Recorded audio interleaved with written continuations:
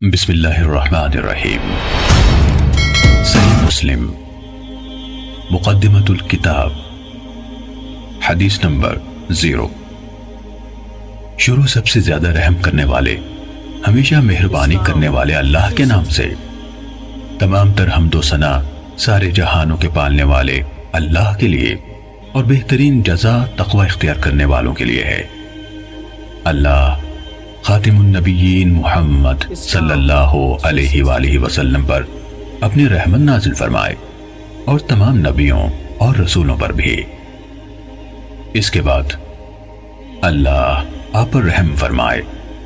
بلا شبہ آپ نے اپنے پیدا کرنے والے کی توفیق سے یہ ذکر کیا ہے کہ آپ دین کے طریقوں اور احکام کے بارے میں رسول اللہ صلی اللہ علیہ وآلہ وسلم سے امت تک پہنچنے والی تمام احادیث کو ان کی منقولہ اسناد سمیت جاننا چاہتے ہیں، اور ان احادیث کو بھی جو ثواب اور عذاب، رغبت دلانے اور ڈرانے اور ان جیسی دوسری چیزوں کے بارے میں ہیں، اور اہل علم نے ایک دوسرے سے لیں اور پہنچائیں۔ اللہ آپ کی رہنمائی فرمائے۔ آپ چاہتے ہیں کہ یہ تمام احادیث شمار کر کے مجموعی کی شکل میں آپ کی دسترس میں لائی جائیں۔ آپ نے مجھ سے یہ مطالبہ کیا ہے کہ میں ان احادیث کو زیادہ تکرار کے بغیر آپ کے لیے ایک تعریف کی شکل میں ملخص کر دوں، کیونکہ آپ سمجھتے ہیں کہ یہ تکرار ان احادیث کو اچھی طرح سمجھنے اور ان سے استنباط کرنے میں آپ کے لیے رکاوٹ کا باعث بنے گا، جو کہ آپ کا اصل مقصد ہے۔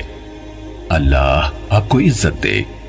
آپ نے جس چیز کا مجھ سے مطالبہ کیا ہے، جب میں نے اس کے اور اس سے حاصل ہونے والے ثمرات کے بارے میں غور و فکر کی طرف رجوع کیا تو مجھے یقین ہو گیا کہ انشاءاللہ اس کے نتائج قابل تعریف اور فوائد یقینی ہوں گے۔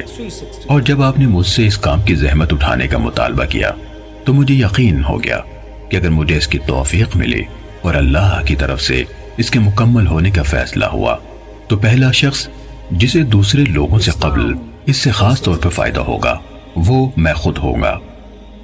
اس کی وجوہات اتنی زیادہ ہیں کہ ان کا ذکر طوالت کا باعث ہوگا۔